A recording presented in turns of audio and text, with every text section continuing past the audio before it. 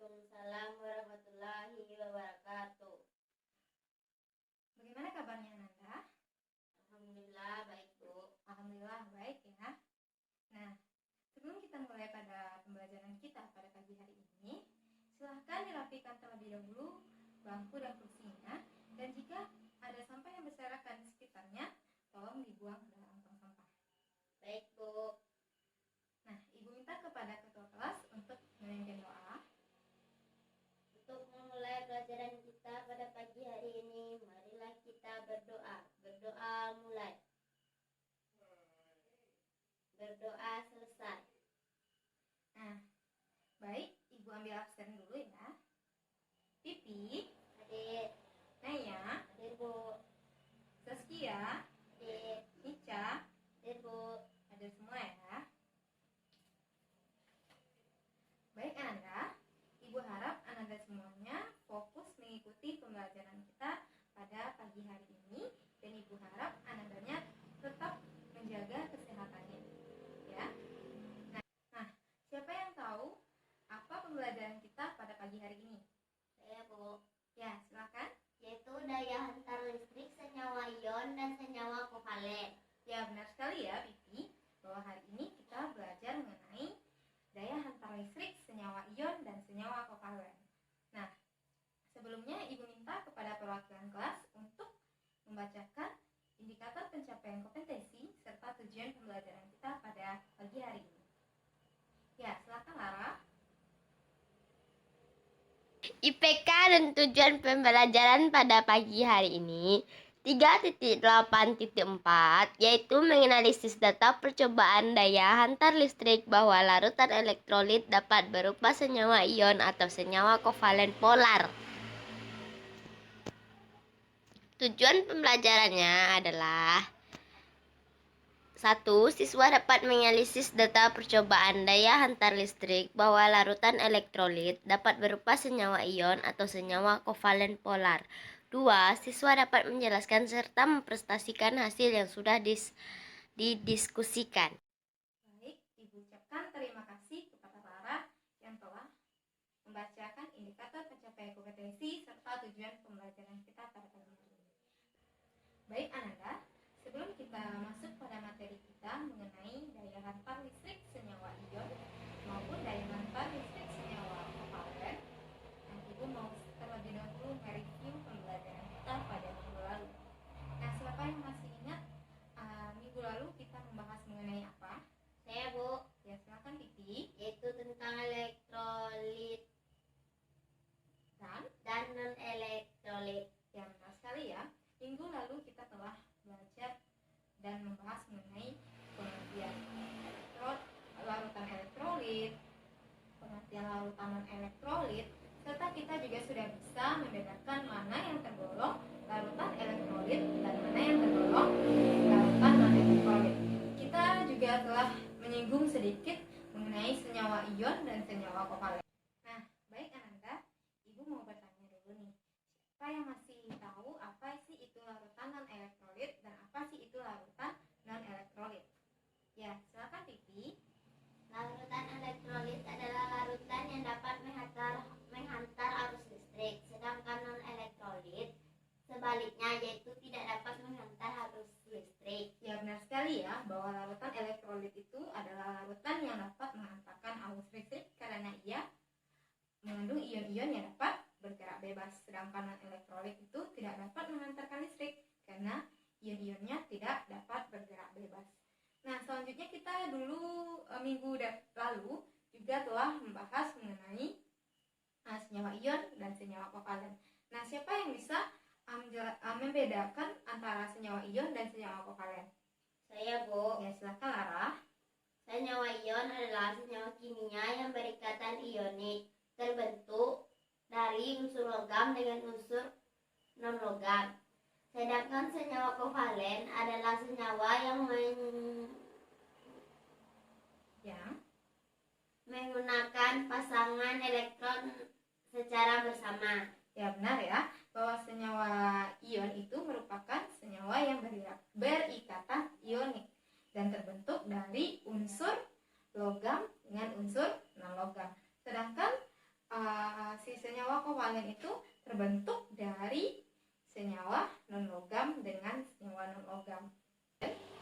Nah, pada materi kali ini kita akan menggunakan model PBL atau Problem Based Learning, di mana nantinya akan dihadapkan sebuah masalah dan Ananda nantinya akan dibentuk pada beberapa kelompok dan Ananda semuanya dapat menyelesaikan dan memecahkan masalah tersebut dengan cara berdiskusi. Nah, kita masuk pada materi kita pada pagi hari ini. Perhatikan slide Ibu berikut ini.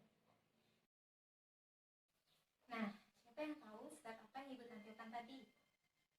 Ya, benar sekali ya. Nama-nama senyawa. Nah, dari nama-nama senyawa tersebut, siapa yang bisa menggolongkan mana yang senyawa ion dan mana yang tergolong senyawa kovalen? Ya, silakan Titi. Ya, benar ya. Yang tergolong senyawa ion seperti NaCl, NaOH, CuSO4. Sedangkan yang senyawa kovalen itu seperti HCl, H2O, dan sebagainya ya. Setelah Ibu perhatikan, masih ada beberapa dari kalian yang masih ragu mengenai materi kita pada pagi hari ini. Bu, kenapa sih senyawa ion dalam bentuk padatan tidak dapat mengantar arus listrik, sedangkan dalam bentuk lelehan dan bentuk larutan dapat mengantarkan arus listrik? Nah, baik, Ibu akan sedikit menjelaskan dan menerangkan pembelajaran kita pada pagi hari ini. Nah, kita masuk pada senyawa ion. Senyawa ion itu merupakan senyawa yang berikatan ionik, dan senyawa ion terbentuk dari unsur logam dengan unsur non-logam. Nah, senyawa ion ini dapat berupa elektrolit dan juga dapat berupa non-elektrolit.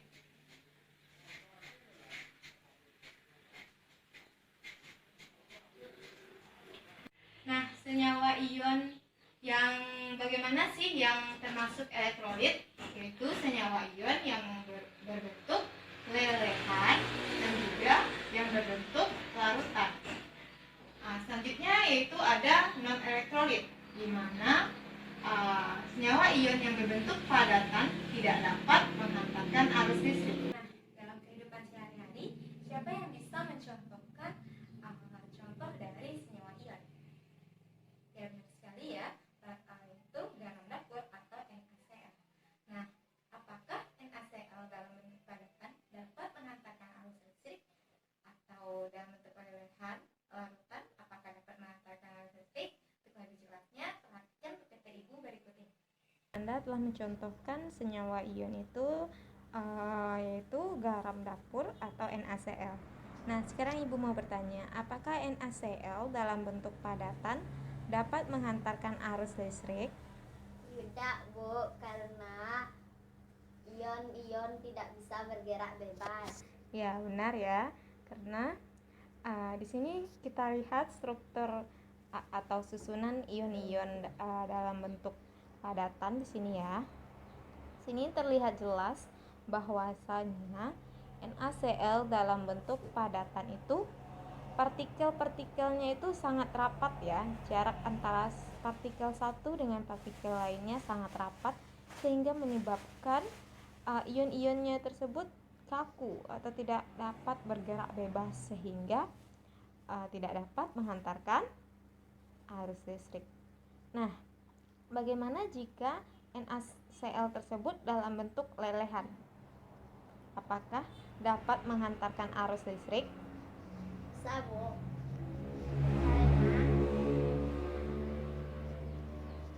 Karena mengandung ion-ion yang bergerak bebas. Ya, benar sekali ya. Dalam bentuk lelehan, NaCl ini dapat menghantarkan arus listrik. Sini kita lihat ya, susunan ion-ion dari si NaCl ini renggang ya, sehingga dapat menghantarkan arus listrik. Nah, selanjutnya NaCl dalam bentuk larutan, apakah dapat mengantarkan arus listrik? Dapat, Bu. Karena benar sekali ya. Di sini dapat kita lihat bahwa susunan ion-ion NaCl dalam bentuk larutan itu ada renggang antara partikel satu dengan partikel lainnya ya, sehingga dapat menghantarkan arus listrik. Nah, sehingga dapat disimpulkan bahwa senyawa ion yang dalam bentuk padatan itu bersifat non-konduktor ya, karena tidak dapat menghantarkan arus listrik. Sedangkan senyawa ion yang berbentuk lelehan maupun berbentuk larutan dapat menghantarkan arus listrik, disebut dengan konduktor. Selanjutnya yaitu senyawa kovalen, di mana senyawa kovalen itu adalah senyawa yang terbentuk antara unsur logam dan unsur non-logam.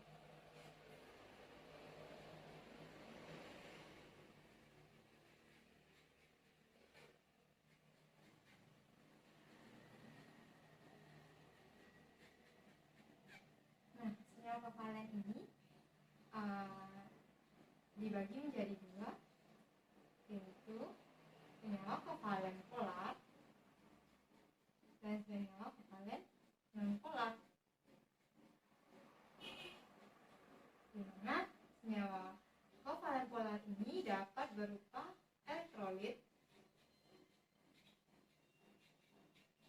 dan juga dapat berupa non-elektrolit.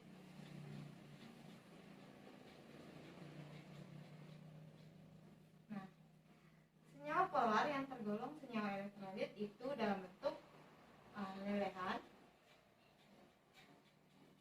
dalam bentuk larutan. Dan yang tergolong non-elektrolit itu bentuk padatan. Nah, kalau non-polar ini pastinya merupakan larutan non-elektrolit.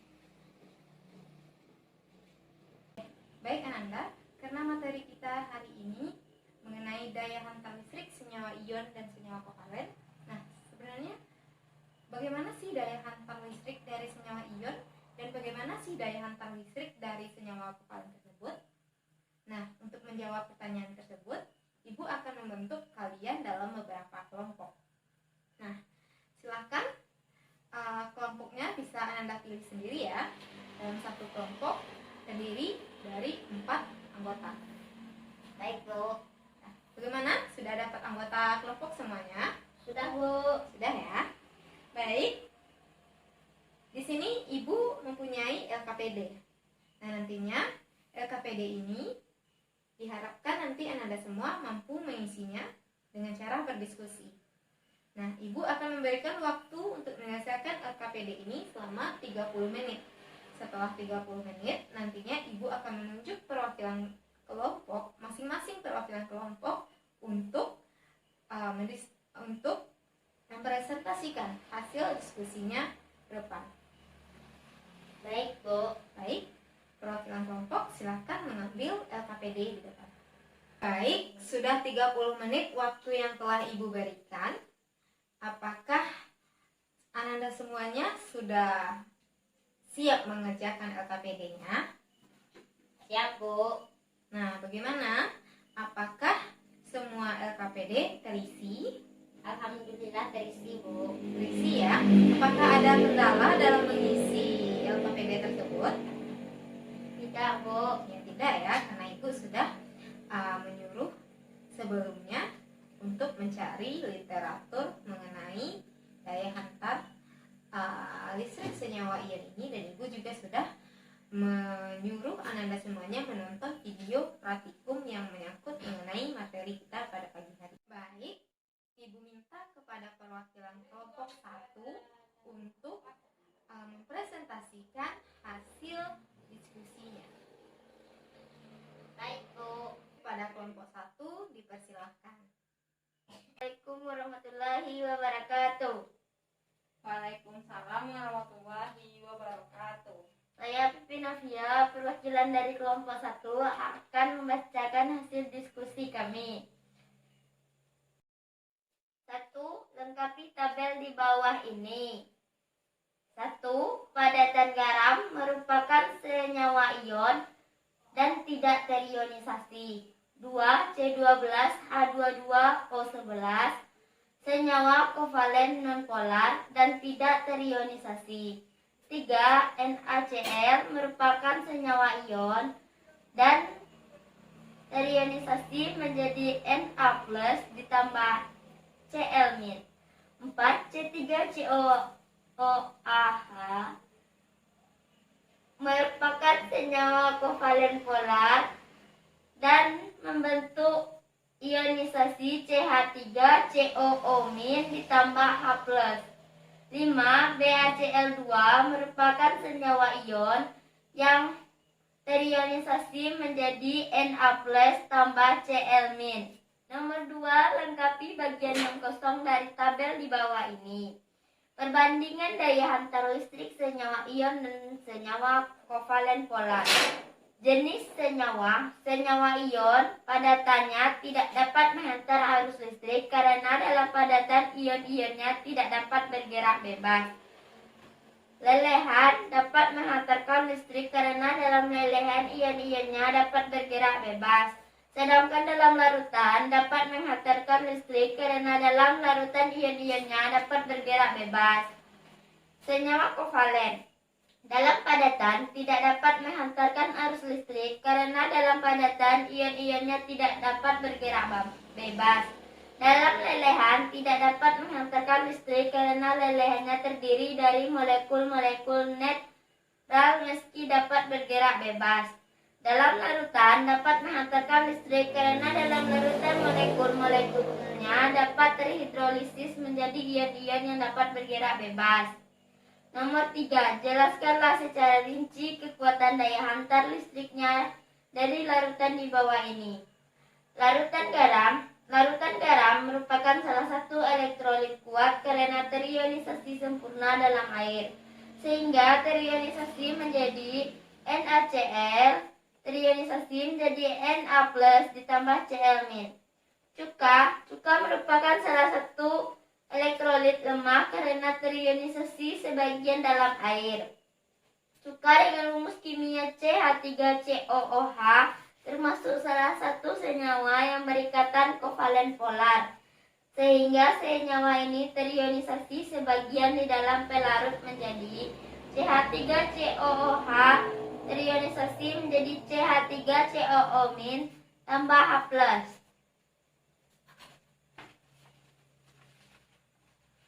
HCl, asam klorida merupakan salah satu elektrolit kuat karena terionisasi sempurna dalam air.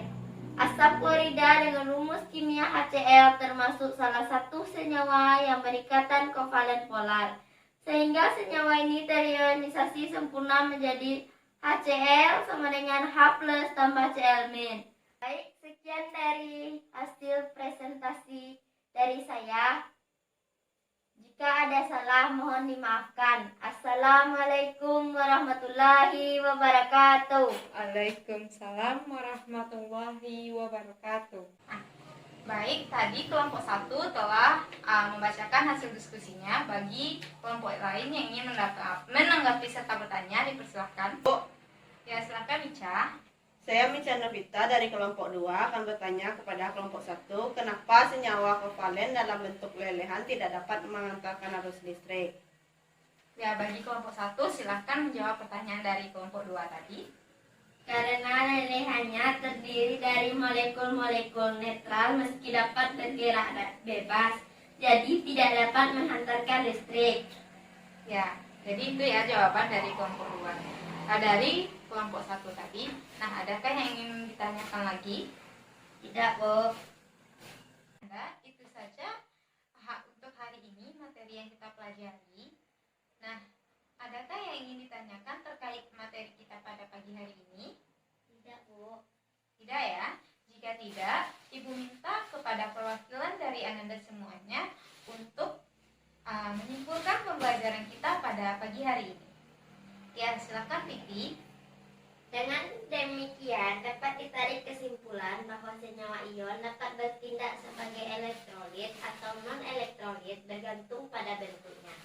Jika berbentuk lelehan atau larutan, maka senyawa ion dapat menghantar listrik, tapi jika berbentuk pada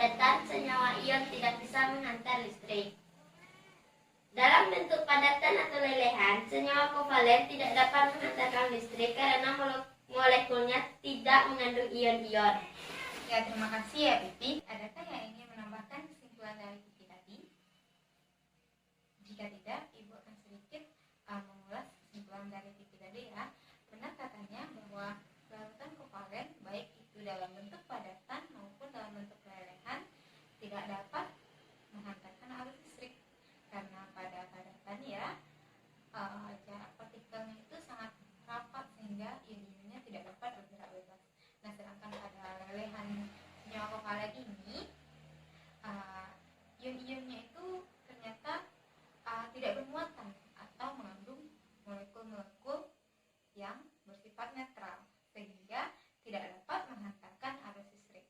Untuk menambah wawasan Anda semuanya mengenai materi kita pada pagi hari ini, silakan kerjakan latihan di buku Erlangga halaman 127, baik itu yang objektif maupun soal esai. Nah, minggu depan akan Ibu kumpul dan Ibu periksa. Ibu harap semuanya mengerjakan tugas ini ya. Untuk materi minggu depan itu mengenai gejala daya hentak listrik ya. Jadi silakan Anda baca terlebih dahulu di rumah materi kita minggu yang akan datang. Nah, mungkin itu saja ya untuk hari ini. Nah, Ibu mau sedikit dulu menanyakan karena tadi kita menggunakan model pembelajaran PBL atau problem based learning. Nah, bagaimana menurut Anda semuanya? Apakah menyenangkan menggunakan model pembelajaran ini atau sebaliknya? Ya, menyenangkan ya, karena kita dapat mengerjakannya dalam bentuk berdiskusi ya. Ya, benar ya. Tapi Anda semuanya tertarik ya dan suka ya dengan model dengan pembelajaran model problem based learning ini. Ya, baik. Hanya itu yang dapat Ibu sampaikan pada hari ini. Ibu ucapkan Assalamualaikum warahmatullahi wabarakatuh.